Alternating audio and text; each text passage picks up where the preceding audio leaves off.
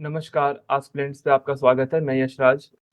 तो मैंने एक इंग्लिश में वीडियो बनाई थी कि किन व्यक्तियों को उनका एक पार्टनर जो हो, वो लॉयल मिलता है और केयरिंग मिलता है, ठीक है?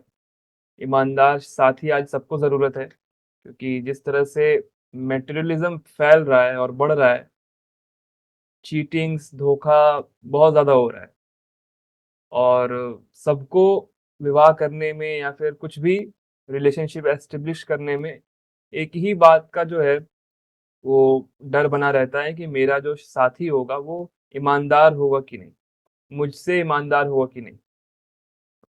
तो उसी पर ये वीडियो है और इस वीडियो में मैं बताऊँगा कि कैसे आप ज्योतिष में अपनी कुंडली से देख सकते हैं कि आपका साथी ईमानदार होगा कि क्या होगा। और ये वीडियो इसलिए बना रहा हूँ क्योंकि देखिए ज्योतिष में आजकल इतना ज़्यादा पॉल्यूशन है, इतनी भ्रांतियाँ फैली हुई हैं कि अगर मंगल 7 में होगा तो ये होगा, वो होगा, ये सब जो फैला हुआ है ना, इसे खत्म करने के लिए ही ये यूट्यूब चैनल है। तो आप लोगों का सपोर्ट बहुत ज़्यादा ज़रूरी है। तो देखिए अब हम आएँगे इस पर कि कैसे देखा जाएगा, ठीक है? तो ज्योतिष में सप्तम भाव विवाह का होता है, साथी का होता है और सप्तमेश जो होता है, वो साथी का उसको कंट्रोल करता है उस भाव को। नवांश कुंडली जो है उसको महर्षि पराशर ने कहा है कि विवाह के लिए देखा जाए। अब नवांश कुंडली का जो लगन है, वो overall happiness of the marriage है। अगर नवांश कुंडली के लगन लग्नेश पर शुभ प्रभाव है, शुभ संबंध है, तो आम तौर पर जो विवाह है वो अच्छा रहेगा। ठीक है? अगर विवाह अच्छा है तो फिर ज़ाहिर-सी बात है कि वो लॉयल होगा, ये सब होगा। अगर वो खराब है तो कुछ भी हो सकता है, बीमारी आ सकती है या फिर धोखा हो सकता है या फिर किसी ईगो की वजह से लॉयल है बट ईगो की वजह से प्रॉब्लम हो रहा है, केयरिंग नहीं है। फिर सारे जो प्रॉब्लम्स की जो वो है वो खुल जाती है, अगर लगन खराब हो जाता है तो। अगर लगन अच्छा है तो बहुत से प्रॉब्लम्स जो हैं वो कम हो जाते हैं, ठीक है? तो क्योंकि वो फिर वो general happiness of the marriage वो इंडिकेट करने लगता है। उसमें क्या होता है कई बार कि एक व्यक्ति से नहीं हुआ तो दूसरे व्यक्ति से, मतलब कि अगर सप्तम भाव में पीड़ा आ रही है लेकिन लगन अच्छा है, चलो एक एक जगह रिश्ता नहीं चला, दूसरी जगह चला, ठीक है? उसके बाद खुशी आ गई जीवन में, तो वो दशा पर निर्भर करता है। अब जो दशा है ये सबसे ज़्यादा डिफ़िकल्ट है, क्योंकि कई बार ऐसा होता है कि थोड़ी बहुत अगर कुंडली में दोष हैं और दशा भी उन्हीं दोषों की आ गई और मतलब शादी हुई और उसी में दशा आ गई 5 साल के अंदर, तो फिर वो बहुत ज़्यादा कष्ट देते हैं, किसी भी तरह से दे सकते हैं। डिपेंडिंग ऑन कि क्या दशा है, वो रोग दिखा रही है कि वो इलिसिट रिलेशनशिप दिखा रही है कि क्या दिखा रही है। उसके बाद दशा चलो हमने देख लिया। कई बार क्या होता है कि बहुत नेगेटिव कॉम्बिनेशंस होने के बावजूद भी दशा जो है वो अच्छी आती रहती है। मतलब 15, 20, 25 साल तक दशाएँ अच्छी हैं विवाह के बाद। तो फिर क्या है कि कोई प्रॉब्लम नहीं होगी, सब कुछ अच्छा चलेगा। हाँ, 30 साल बाद क्या होगा कि या तो फिर जो पार्टनर है उसको कोई प्रॉब्लम हो जाएगी या फिर उसका देहांत हो जाएगा, ऐसा कुछ हो सकता है। तो वो बहुत ज़्यादा दशा पे निर्भर करता है। लेकिन फिर भी आप लोगों को समझने के लिए ये वीडियो जो है वो इसलिए है ताकि आप ये समझें कि प्रॉमिस क्या है? किस तरह से हम देखेंगे कि मेरा पार्टनर ईमानदार है कि नहीं, लॉयल है कि नहीं, साथ ही साथ केयरिंग है कि नहीं, मेरी जो है वो केयर करेगा कि नहीं, ये चीज़ हम देखेंगे। अब देखिए केयर करने के लिए क्या है ना कि केयर करने के लिए कुछ ग्रह हैं, जैसे चंद्रमा। चंद्रमा का अगर संबंध होगा सप्तम भाव से तो बहुत ज़्यादा नर्चरिंग, केयरिंग लाइक मदर, माँ के जैसा केयर करने वाला होगा। तो वो एक्सेल कर जाता है चंद्रमा, सब कुछ पीछे छोड़ करके वो, लेकिन चंद्रमा शुभ प्रभाव में होना चाहिए। अगर चंद्रमा पाप प्रभाव में हुआ, तब वो फिर डुअलिटी भी ले आ सकता है, दिमाग खराब हो सकता है उसका, ठीक है? कल इंग्लिश वाले वीडियो में मैंने वो एग्ज़ाम्पल एक एक्सप्लेन किया था। अब देखिए हर एग्ज़ाम्पल मैं हर वीडियो में एक्सप्लेन नहीं करूँगा, क्योंकि मैं एक नॉलेज बहुत ज़्यादा देना चाहता हूँ। तो मैं अगर एक ही चीज़ इंग्लिश वीडियो में और हिंदी वीडियो में एग्ज़ाम्पल से रिपीट करूँगा, तो वो मुझे थोड़ा-सा नहीं लगता है सही।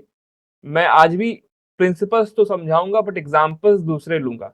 तो अगर आपको इंग्लिश आती है तो आप वो वीडियो भी जाकर के देखिए और जिन्हें हिंदी आती है वो ये वीडियो भी देखें, जिन्होंने इंग्लिश देखा है। अब मैं ये बात कर रहा था कि चंद्रमा, तो चंद्रमा वो चीज़ दिखाएगा। फिर बुध है, बुध भी बहुत ज़्यादा कैलकुलेटिव केयर दिखा सकता है। जितने भी शुभ ग्रह हैं, बृहस्पति बहुत ज़्यादा केयर दिखाता है, बहुत शुभचिंतक होता है।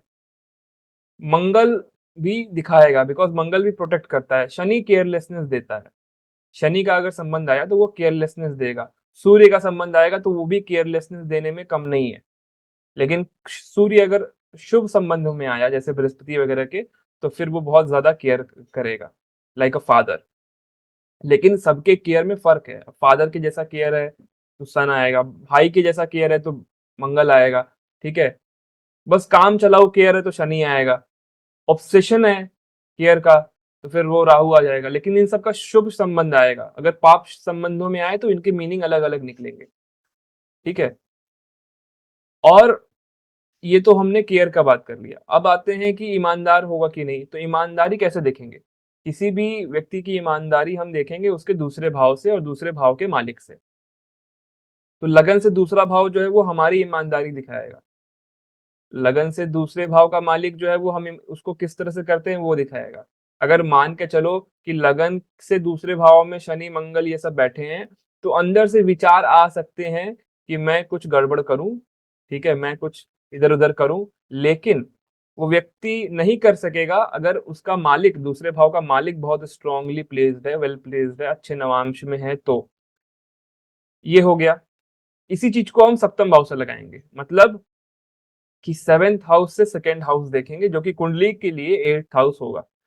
तो अगर 2nd लॉर्ड जो है फ्रॉम द 7th हाउस मतलब सप्तम भाव से जो दूसरे का मालिक है, अष्टमेश जो हो जाएगा कुंडली के लिए, ये ग्रह का जो मालिक है, ये अगर शुभ संबंधों में रहेगा, तो फिर आपका जो साथी है वो आम तौर पर ईमानदार रहेगा।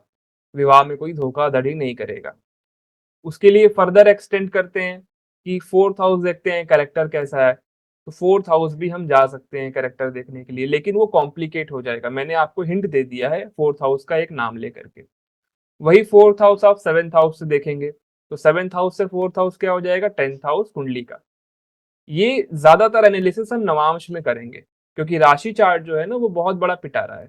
उसमें अगर कई बार मैं आपको बता रहा हूँ कि राशि चार्ट में अगर मान के चलो 11th हाउस एफ्लिक्टेड बहुत ज़्यादा है, 7th हाउस पे कम एफ्लिक्शन है।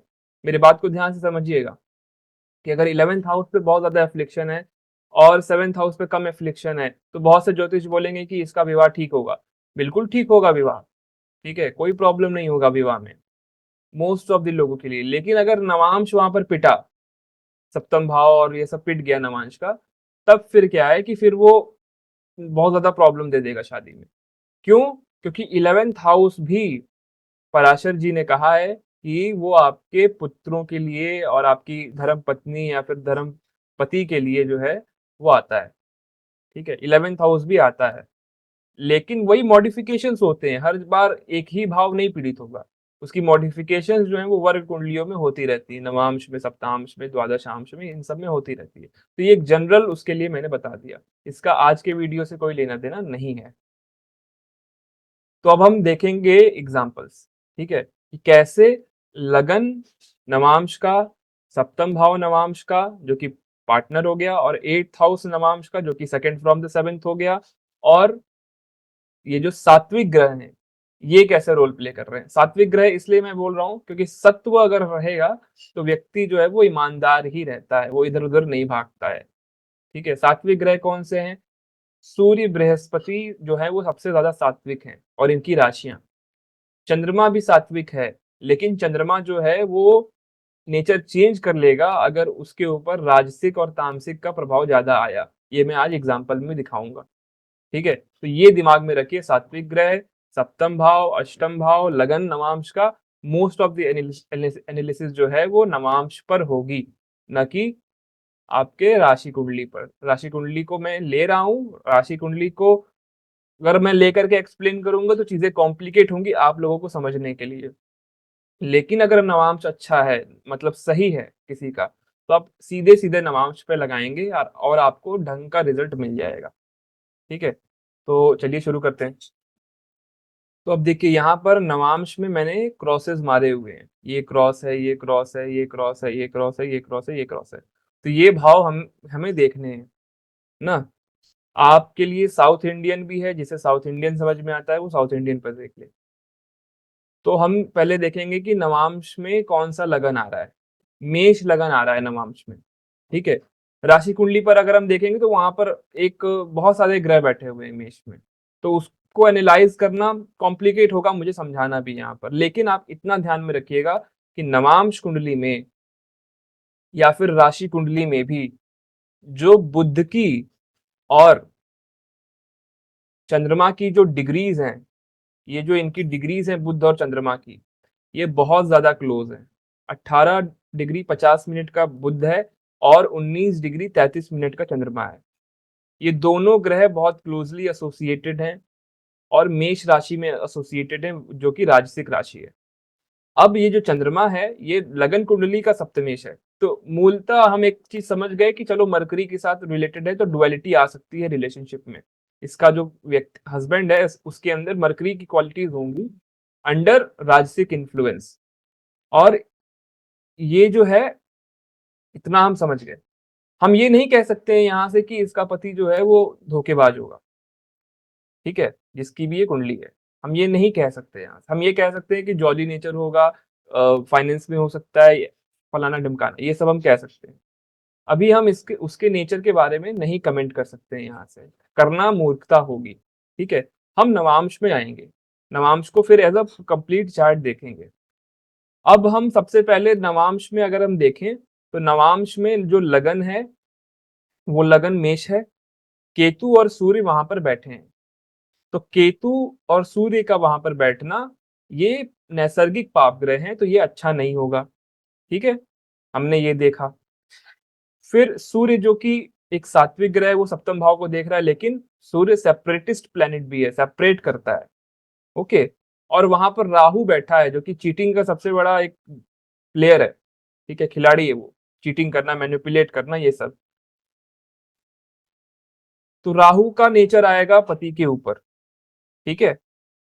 और केतु का और जो सन का एफ्लिक्शन तो वो है ही, वो ब्रेक दिखाता है विवाह में। General happiness of the marriage is missing, ये हो गया, ठीक है। उस पर वक्री गुरु की दृष्टि है। यहाँ पर गुरु देखिए वक्री है 9th हाउस में नवांश के, और वो शनि के साथ है, ठीक है। ये जो जुपिटर है वो वक्री होने की वजह से ज्यादा खराब हो गया, क्योंकि वक्री ग्रह जो होते हैं वो इंटेंस हो जाते हैं। अगर उनके ऊपर मेलेफिक इन्फ्लुएंस आ रहा है तो बहुत ज्यादा मेलेफिक हो जाएंगे, अगर अच्छा आ रहा है तो अच्छे हो जाएंगे। तो जुपिटर जो वक्री जुपिटर है उसकी जब दृष्टि पड़ रही है लगन पर, तो उसने विवाह करा देना है, लेकिन उसके उससे प्रॉब्लम देगा या दे सकता है, ये सब हो सकता है। हम बाकी एनालिसिस पर देखेंगे इसे, ठीक है। तो हमने पहले देखा कि केतु सूर्य लगन में है, राहु सप्तम में है, तो situation is not very good, ठीक है, पार्टनर को दिक्कत हो सकता है। फिर मंगल भी, नीच का मंगल जो है वो सप्तम भाव पर देख रहा है। मंगल, याद रखिएगा, मंगल जो है वो इलिजिटिमेट चीजों को दिखाता है जो कि समाज में एक्सेप्टेड नहीं है, ये मंगल दिखाता है। वो राहु को देख रहा है तो उसको और एग्रीवेट कर रहा है। ये हमें ध्यान में रखना होगा कि राहु को वो एग्रीवेट कर रहा है मंगल, उसे भड़का रहा है। अब लोग कहेंगे कि मंगल तो लग्नेश भी है तो अच्छा होना चाहिए, बिल्कुल अच्छा होना चाहिए, लेकिन लगन में कैसे ग्रह बैठे हैं, पूरी कंप्लीट प्रॉमिस क्या है उस कुंडली की। तो मंगल अष्टम होकर के खराब फल देगा कि लगन का मालिक होकर के शुभ फल देगा, ये जो डिसीजन होगा ना, ये हम करेंगे पूरी कंप्लीट टोटलिटी में, कुंडली को देख करके, पूरी कुंडली को देख करके उसका एक रस निकाल करके फिर हम बता पाएंगे कि मंगल शुभ फल देने के लिए है कि अशुभ फल देने के लिए है। तो यहाँ पर हम जैसे मंगल को देख रहे हैं तो मंगल 4th हाउस में बैठा है, वो सप्तम भाव को देख रहा है, चंद्रमा की राशि में बैठा है। लेकिन चंद्रमा हमने क्या बोला था कि बुध और बुध के साथ में है, और चंद्रमा को शुक्र देख रहा है जो कि सप्तमेश है, ओके। अब यहाँ पर सबसे बड़ा खेल हो रहा है कि मंगल जहां 4th हाउस में बैठा है उसका जो लॉर्ड है वो 6th हाउस में चला गया, which is the house of extra marital affair, ठीक है। और वीनस देख रहा है उसे जो कि 7th लॉर्ड है। तो हमने अभी तक क्या क्या एनालाइज किया, हमने देखा कि लगन पर क्या प्रभाव है, निगेटिव प्रभाव है। 4th हाउस पर क्या प्रभाव है, वो भी निगेटिव प्रभाव है। 4th लॉर्ड भी 6th हाउस में चला गया है, ठीक है। यहां तक हमने देख लिया। क्यों हम देख रहे हैं, क्योंकि फोर्थ लॉर्ड को क्यों देख रहे हैं? बिकॉज मंगल वहां बैठा है, तो उसकी दृष्टि या फिर उसका फल अगर हमें देखना है तो उसके डिस्पोजिटर को देखना पड़ेगा। मंगल जो है वो अष्टमेश भी है, तो हमने हमारा प्रिंसिपल क्या था कि हम अष्टम भाव को ध्यान से देखेंगे। अष्टमेश जो है वो पति का मोरल्स बताएगा, ठीक है। तो हमने जो मंगल की एनालिसिस अभी की थी कि जो एट्थ लॉर्ड है यहाँ पर विच इज मार्स, वो जो है वो नीच का है, तो मोरल्स नीचे हो गए, नीच के हो गए, अच्छे मोरल्स नहीं है, संस्कार अच्छे नहीं है हस्बैंड के यहाँ पर, क्योंकि जो हस्बैंड का भाव है वहां भी राहु बैठा है, वो भी खराब। तो वहां से फिर उसके बाद में सेकंड लॉर्ड वो भी खराब, नीच का मंगल, उसका डिस्पोजिटर मरकरी के साथ, जो कि डुअलिटी और एक्स्ट्रा मैरिटल रिलेशंस के लिए बहुत फेमस कॉम्बिनेशन है। देखिए मरकरी का जन्म भी जो है ना वो एक्स्ट्रा मैरिटल चीज की वजह से हुआ था। तो मरकरी मून का combination most of the time में इस तरह की चीजें ले आ देता है, अगर जुपिटर हेल्प नहीं कर रहा है तो क्या था कि मरकरी का जन्म कैसे हुआ था? वो चंद्रमा जो है वो जुपिटर की पत्नी तारा को लेकर के भगा गए लिए थे, और उसके बाद जो है वो मरकरी का जन्म होता है। तो मरकरी अपने आप में एक अनैतिक संबंध से जन्मा हुआ ग्रह है, ठीक है। तो वो डुअलिटी और ये सब चीजें दिखाने में बिल्कुल सक्षम है। अब यहाँ पर जो सेवेंथ लॉर्ड है वो एग्जाल्टेड है, और वो फिर मरकरी और मून से दृष्ट हो गया। तो हम आप देखिए कि किस तरह से मैं एनालाइज कर रहा हूँ, मैं एट्थ लॉर्ड को देख रहा हूँ कि वो वीक है, उसके अंदर प्रॉब्लम है, तो वो इमोरलिटी डिसऑनेस्टी दिखा रहा है, ठीक है। वो ईमानदार ना होना दिखा रहा है, इस व्यक्ति को झूठ वगैरह बोल सकता है, किस एक्सटेंट तक बोलेगा, ठीक है। किस एक्सटेंट तक वो झूठ बोलेगा, कितना ज्यादा वो भयंकर होगा, वो हम उस व्यक्ति के नेचर पर भी तो निर्भर करेगा। तो वहां राहु बैठा है, उसका मालिक वीनस है, वो भी सात्विक राशि में है, बट अगेन आस्पेक्टेड बाई दो ऐसे ग्रहों से दृष्ट है जो कि राजसिक हैं और जो कि एक्स्ट्रा मैरिटल चीज के लिए बहुत ज्यादा स्ट्रांग होते हैं, moon and mercury in the sixth house. Okay, तो इस तरह से एनालिसिस होगी। केवल हम एट्थ लॉर्ड को पिक करके ये नहीं कह देंगे कि हमारा पति जो है वो झूठा है, या फिर हमारा जो वाइफ है जो वो हमसे ईमानदार नहीं है। हाँ, अगर एट्थ लॉर्ड पर जो कुंडली का एट्थ लॉर्ड है, नवांश का एट्थ लॉर्ड है, वो अगर एफ्लिक्ट हो रहा है तो हम ये कह सकते हैं कि हाँ झूठ वगैरह बोलती है, मेरे से झूठ कभी कभी बोलती है, ये बोल सकते हैं। किस हद तक जाकर के वो कर देगा व्यक्ति, धोखा कर देगा किसी के साथ, अपने पार्टनर के साथ, वो उसके कंप्लीट एनालिसिस पर निर्भर करेगा। तो इस तरह से कंप्लीट एनालिसिस करिए। पहले आप क्या करिए कि लगन को देख लीजिए, क्या जनरल हैप्पीनेस है, फिर आप देखिए कि सेवेंथ हाउस का जो सिचुएशन है वो कैसा है, ठीक है। फिर हम एट्थ हाउस के सिचुएशन और उसके लॉर्ड के सिचुएशन को देखेंगे, तब हम कह पाएंगे कि क्या सिचुएशन है, ठीक है। एक और एग्जांपल से समझाता हूं। अब ये कुंडली देखिए, अब यहां पर क्या है कि जो सेवेंथ लॉर्ड है वीनस, वो पहले हम राशि का देख लेते हैं। तो राशि का जो सेवेंथ लॉर्ड है वीनस, वो कैप्रिकॉन में बैठा है, एक तामसिक राशि में बैठा है, ठीक है। लेकिन उस पर कोई भी विशेष पाप प्रभाव नहीं है, फॉर्चुनेटली। ओके, वो फ्रेंडली राशि में है, इतना हमने देखा। यहाँ पे हम रुक जाएंगे। यहाँ से हो भी सकता है क्योंकि तामसिक राशि कैप्रिकॉन राशि, कुछ छुपाना, कुछ ऐसा करना होता है। फिर हम शुक्र के नवांश को देखेंगे। अब नवांश, अब जो नवांश कुंडली है यहाँ पर जो शुक्र है, ये शुक्र यहाँ पर योग कारक हो गया और सेवेंथ हाउस में आकर के बैठ गया, ठीक है। ये शुक्र यहाँ पर सेवेंथ हाउस में बैठ गया। अब ये जो वीनस सेवेंथ हाउस में बैठे हैं, ये सात्विक राशि में बैठे हैं, ठीक है। ये जुपिटर के साथ में बैठे हैं, जो कि लगन कुंडली में योग कारक है, फिफ्थ लॉर्ड और सेकंड लॉर्ड है। यहाँ पर भी जुपिटर पे कोई भी विशेष पाप प्रभाव नहीं है, केवल शनि की दृष्टि है, शनि खुद लग्नेश है, ठीक है। इतना हमने देखा। और ये जो जुपिटर है वो सूर्य की राशि में फिर एक सात्विक राशि में बैठा है। तो जुपिटर सात्विक राशि पहले तो सेवेंथ हाउस में आई, फिर जुपिटर सेवेंथ हाउस में आया, और वीनस जो है वो भी सेवेंथ हाउस में आ गया। तो दो ऐसे ग्रह सेवेंथ हाउस में आ गए जो इनके विवाह को बचा सकते हैं, और इनके जो पार्टनर है उनका हम एक देख सकते हैं कैसा पार्टनर होगा, ठीक है? तो वीनस जुपिटर का है, तो एक मेल के लिए वीनस का वहां पर होना, तो वो क्वालिटीज एनहेंस कर दे रहा है कि इनकी जो पत्नी हो वो सारे अच्छे गुणों के साथ आए, क्योंकि अच्छे कारक बैठे हैं, कोई 3 6 8 का संबंध नहीं है, ठीक है? आप देखिए इसको। अब जो सेवेंथ लॉर्ड है वो यहाँ पर सूर्य है, सूर्य का शुक्र के साथ परिवर्तन है, तो ये परिवर्तन भी खराब नहीं है, सेवेंथ और नाइन्थ का कोई इश्यूज नहीं है परिवर्तन में, ठीक है? और इस परिवर्तन में मंगल भी आ गया अब, ठीक है? मंगल भी आ गया शुक्र की राशि के अंदर, और इस पे कोई भी पाप प्रभाव नहीं है मंगल पर, ये सूर्य के साथ बैठा है, उस एक्सचेंज में इन्वॉल्व हो गया है मंगल।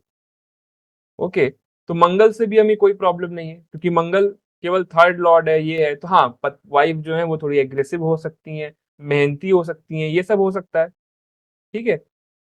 हम यहाँ तक नेचर देख रहे हैं सामने वाले पति का या पत्नी का, ठीक है? अब हम ये देखेंगे कि यहाँ पर एट्थ लॉर्ड की सिचुएशन क्या है, एट्थ लॉर्ड और एट्थ हाउस की सिचुएशन क्या है। तो एट्थ हाउस वर्गो राशि है, ठीक है? वर्गो राशि एट्थ हाउस में है, और ये एक तामसिक राशि है वर्गो, बुध की, ठीक है? इसका जो लॉर्ड है बुध, वो छठे भाव में बैठा है। ओके, ये छठे भाव में बुध बैठा है, इस पर अगेन फॉर्चुनेटली कोई भी पाप प्रभाव इस बुध पर नहीं है, तो ये बुध फिर से बच गया, ठीक है? बुध का जो डिस्पोजिटर है, बुध अपना कंप्लीट रिजल्ट देगा तो वो मून पर डिपेंडेंट होगा ना, कि आप जिसके घर में बैठे हुए हैं आप उस पर डिपेंडेंट हो जाते हैं ना, जैसा वो खाना आपको परोसेगा आप वैसे ही खाएंगे, तो आप डिपेंडेंट हैं उसके ऊपर। तो हम मून को देखेंगे, मून यहाँ पर एक राजसिक राशि में है, मून को जुपिटर देख रहे हैं, जुपिटर फिर से मून को देख रहे हैं, और मून को सन भी देख रहे हैं, जो कि सन की एग्जॉल्टेशन राशि है। मून को शनि भी देख रहे हैं थर्ड एस्पेक्ट से, शनि भी इस कुंडली के लिए बुरे ग्रह नहीं हो सकते, क्योंकि दो शुभ ग्रह शनि को देख रहे हैं। शनि का प्रभाव हम नोट कर रहे हैं, शनि एक नैसर्गिक पाप ग्रह है, वो चोरी चमारी ये सब देते हैं, लेकिन यहाँ पर जो शनि है वो इसको देख रहे हैं, उनको दो शुभ ग्रह देख रहे हैं शनि को, और शनि जो है वो चंद्रमा को देख रहे हैं, ठीक है? सूर्य भी देख रहे हैं और मंगल भी देख रहे हैं। ओके, तो देखिए सात्विक इन्फ्लुएंस यहाँ पे बढ़ा हुआ है, क्योंकि सूर्य एक सात्विक ग्रह है, जुपिटर एक सात्विक ग्रह है, वो चंद्रमा को देख रहा है, तो पूरी तरह से जो बुध का फल है वो खराब नहीं हो सकता है, वो पूरी तरह से बुध का फल खराब नहीं हो सकता है। वाइफ जो है वो कभी कभी झूठ बोल सकती हैं, ये सब कर सकती हैं, लेकिन वो डिसऑनेस्ट नहीं हो सकती हैं, वो लॉयल्टी बिल्कुल ज्यादा बहुत ज्यादा बना करके रखेंगी, बिकॉज ऑफ नेचर। पहले जुपिटर वीनस का प्रभाव आ रहा है, सन है, सन और मार्स है, तो वो कभी भी जो है ना वो खराब नहीं होने देगा, बिकॉज सन के मोरल्स बहुत ज्यादा हाई है। यहाँ पर डेबिलिटेटेड हमें जरूर दिख रहा है, बट वो सन जो है वो एक्चुअल में एक्सचेंज में है वीनस के साथ में, तो उतना ज्यादा निगेटिव नहीं होगा। सैटर्न का एस्पेक्ट बुरा हो सकता था, लेकिन शनि खुद यहाँ पर लग्नेश हैं और उन्हें दो शुभ ग्रह देख रहे हैं, ठीक है? मरकरी भी यहाँ पर बुरा हो सकता था, लेकिन मरकरी का पे कोई निगेटिव इन्फ्लुएंस पहले तो उन पर नहीं आ रही है, फिर मून पर जो है वो बहुत ज्यादा निगेटिव इन्फ्लुएंस नहीं आ रही है, तो ये शादी जो है इसमें कोई इश्यूज नहीं है। और इनकी जो पत्नी है वो केयरिंग भी बहुत ज्यादा है। क्यों केयरिंग है? बिकॉज यहाँ पर आप देखें कि वीनस जुपिटर है, जुपिटर जुपिटर का केयर मतलब बहुत पैम्परिंग नहीं करेंगी, ठीक है, लेकिन हाँ आपका उतना केयर करेंगे जितने से आपका भला हो जाए। सन है, मार्स है, तो स्ट्रांगली केयर करेंगी, थोड़ा डोमिनेट भी कर सकती है, ठीक है? इस तरह से ये यहाँ पर प्ले हो रहा है, कोई प्रॉब्लम नहीं है। ओके, तो ये दो कुंडलियां थी। इस कुंडली में क्या है, इसकी अब कहानी बता दे रहा हूं। तो इस कुंडली में जो इस व्यक्ति की जो पत्नी है वो बहुत ज्यादा लॉयल है, कोई इश्यूज नहीं है लॉयल्टी को लेकर के। 15 10 साल हो गए शादी को, 14 13 साल हो गए ऐसे कुछ हुए हैं, और कोई इश्यूज नहीं है, ठीक है? केयर भी करती है, सब कुछ है। एक प्रॉब्लम है इनके विवाह में कि फोर्थ हाउस में जो राहु बैठा है उसको मंगल देख रहा है, तो जो ये फोर्थ हाउस खराब हुआ है, तो प्रॉब्लम ये हो रही है कि जहाँ पर इनका जो खुद का परिवार है, वो थोड़ा इश्यूज़ कर रहा है शादी के अंदर।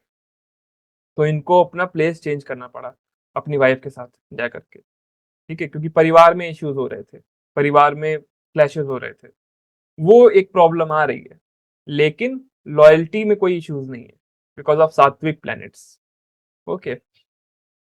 और ये जो पहला केस है, यहाँ पर क्या हुआ कि इनके जो पति थे, इस महिला के जो पति थे, वो किसी दूसरी महिला के प्रति आकर्षित हो गए और वहीं चले गए और वहीं पर उनको ज़्यादा इन्वॉल्व्ड हो गए हैं अभी, ठीक है? तो आप देखिए यहाँ पर 8th लॉर्ड की सिचुएशन क्या है, नीच का है, ठीक है? मोरालिटी में इश्यूज़ हैं और उसके केंद्र में सूर्य ये सारे ग्रह हैं, ओके? तो ये कंपोज़िट एनालिसिस करने पर आपको समझ में आएगा। आप एक ग्रह को सप्तम भाव में राहु होने से आपका पति झूठा होगा, सप्तम भाव में मंगल होने से आपका पति झूठा होगा, शनि होने से आपका पति झूठा होगा, ऐसा कुछ नहीं होता है ज्योतिष में, ठीक है? ये चीज़ ध्यान में रखिएगा।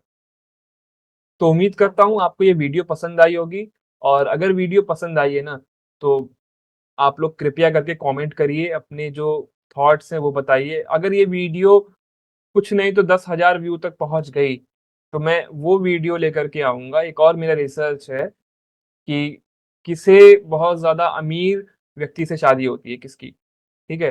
कौन अपने ससुराल में जाने के बाद उसकी ज़िंदगी बदल जाती है या शादी होने के बाद ज़िंदगी बदल जाती है, लक आ जाता है। तो उसका एक प्रॉपर प्रेज़ेंटेशन लेकर के आऊँगा। उसके लिए मुझे बस इतना चाहिए, ये वीडियो जिस दिन 10,000 व्यू पे पहुँचेगा, उस दिन वो वीडियो लॉन्च हो जाएगा, ठीक है? तब तक के लिए धन्यवाद, ख्याल रखिए अपना।